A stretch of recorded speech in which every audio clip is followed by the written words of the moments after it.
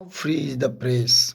How free is the press एक एस्से है जो डोरोथी एल सेयर्स के द्वारा लिखा गया है। डोरोथी एल सेयर्स का जन्म इंग्लैंड में हुआ था 1893 में और ये मर गई थी 1957 में। ये एक एसेइस्ट भी थी, प्ले राइट भी थी, पोइट भी थी और राइटर, बहुत सारे डिटेक्टिव फिक्शन यानी काल्पनिक कथाओं के राइटर थी। और एक सबसे बड़ी बात है जो ऑक्सफोर्ड यूनिवर्सिटी में 1915 में जब फर्स्ट वुमेन बैच ग्रेजुएट कर रहा था तो फर्स्ट वुमेन बैच में से एक ये भी थी जो ऑक्सफोर्ड यूनिवर्सिटी से पढ़ी थी। यानी ऑक्सफोर्ड यूनिवर्सिटी में महिला का प्रथम बैच 1915 में स्टार्ट हुआ जिसमें बहुत सारे महिलाओं ने ग्रेजुएट किया था, जिसमें से एक डोरोथी एल सेयर्स भी थी। इनकी फेमस रचनाएं हैं clouds of witness, unnatural death, lord Peter views of the body, nine tailors और गॉडी नाइट। ये इन्फर्नो का भी ट्रांसलेशन की थी जो कि एक डिटेक्शन है। और ये जो how free is the press है, इसमें ये कैसे बताती हैं जो कैसे प्रेस के जो फ्रीडम है उसको मिसयूज किया जाता है, और इसी के विरुद्ध ये एस्से लिखी हैं और ये एक प्रकार का एस्से है। तो हम चलते हैं इस चैप्टर के बारे में। ये कहती हैं कि फ्री प्रेस के बिना फ्री पीपल को सोचा ही नहीं जा सकता है।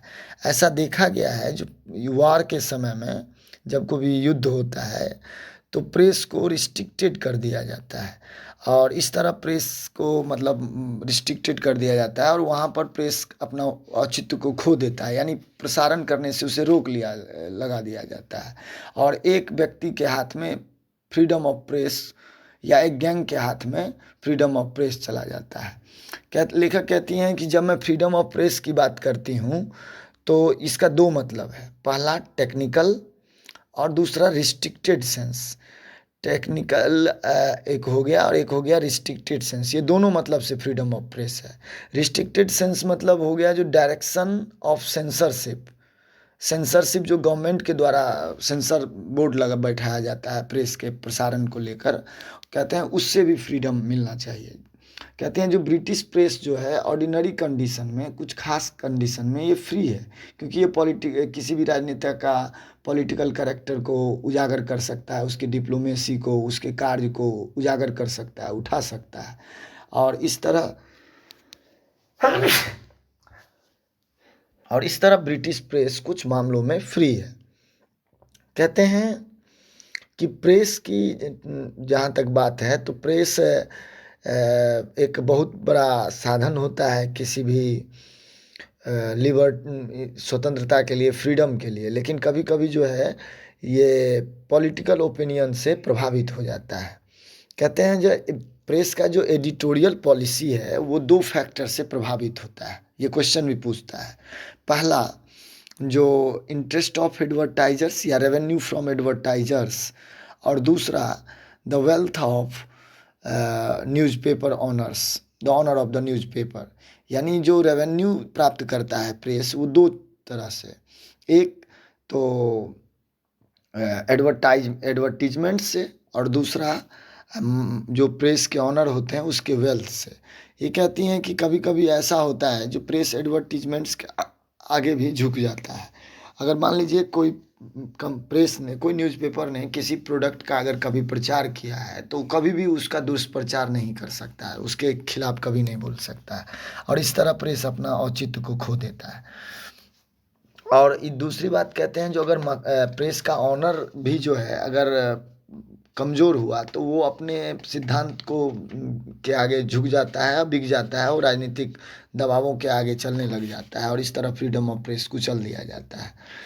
ये कहती हैं, यहाँ पर कुछ एग्जाम्पल देती हैं। कहते हैं जो प्रेस जो है दो कभी भी ये नहीं सोचता है, पीपल के ओपिनियन को लेकर के ये ज़्यादा प्रभावित प्रेस नहीं होता है, क्योंकि ये सोचते हैं जो पीपल के पास में उतना समय नहीं है कि वो प्रेस न्यूज के बातों को सच है कि झूठ है उसका केयर करे, और दूसरा उनको उतना अंडरस्टैंडिंग भी नहीं है जो प्रेस के बारे में कुछ सोचे बोले।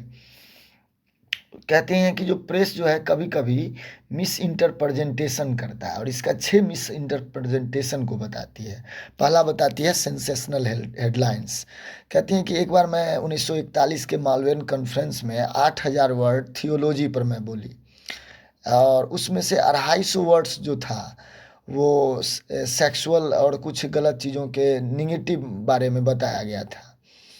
तो ये जो न्यूज़पेपर वाले थे वो 8,000 वर्ड जो धर्मशास्त्र पर था, थियोलॉजी पर था, उसको छोड़कर 250 वर्ड को हेडलाइंस बना करके छाप दिया। यानी इसको इसमें मसाला मिल गया और उसी को छाप दिया।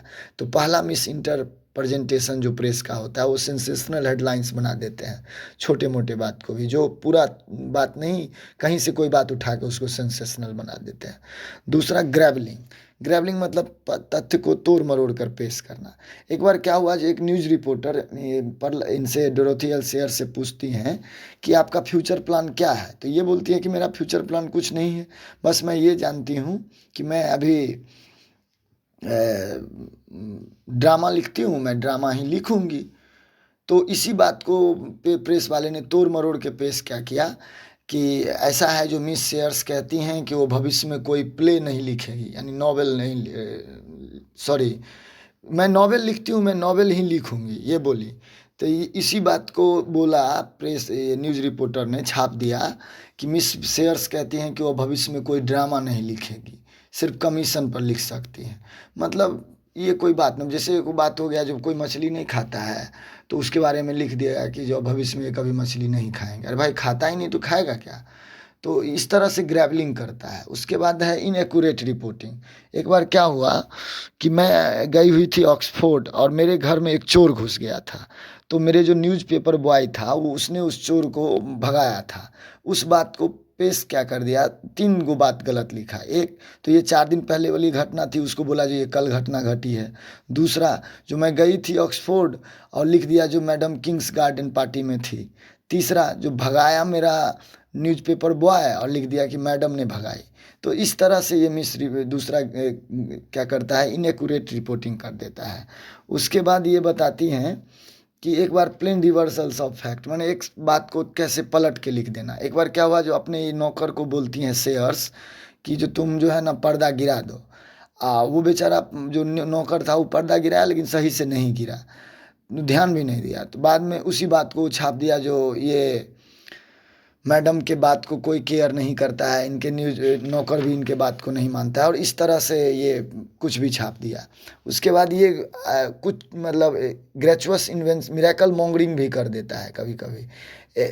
मेरा एक ग्रेचुअस इन्वेंशन भी कर देता है। एक बार मेरे घर में आया एक रिपोर्टर, देखा कि मैं बिल्ली, मेरे घर में एक बिल्ली था, और मैं तो वो छाप दिया कि मैडम का हॉबी है बिल्ली पालना और पौधों में पानी डालना, जबकि मुझे गार्डनिंग थोड़ा सा भी पसंद नहीं, और बिल्ली चूहा को मारने के लिए आया था, मैं पाली नहीं थी।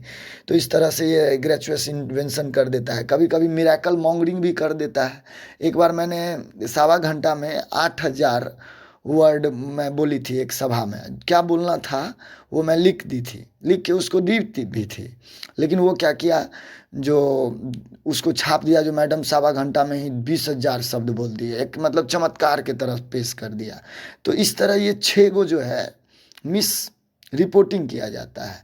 इसके बारे में जब आप अगर ये कहती हैं, जब आप अगर कंप्लेन करेंगे तो ये पब्लिकली माफ़ी नहीं मांगेंगे आपको, पहले तो इग्नोर कर देंगे। अगर ज़्यादा आप कंप्लेन किए तो आपको लेटर लिख करके माफ़ी मांग लेंगे, और फिर भी अगर आप प्रेशर दिए तो ये कहते हैं कि प्रेस का फ्रीडम के खिलाफ बोला जा रहा है, प्रेस के फ्रीडम के साथ खिलवाड़ किया जा रहा है, और आपके बारे में धमकाएगा कि आपको जो है ना हम मतलब एक्सपोज कर देंगे, आपके बारे में गलत न्यूज़ चला देंगे, तरह तरह का धमकी देता है प्रेस वाला।